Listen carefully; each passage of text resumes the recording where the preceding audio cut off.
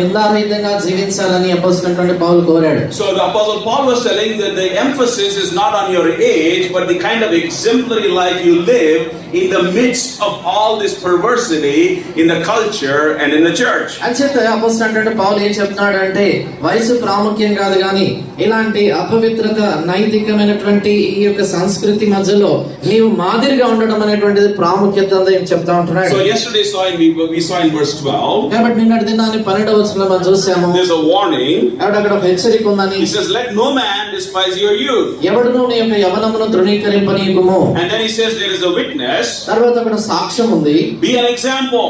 మాదిరిగా ఉండము. And then we saw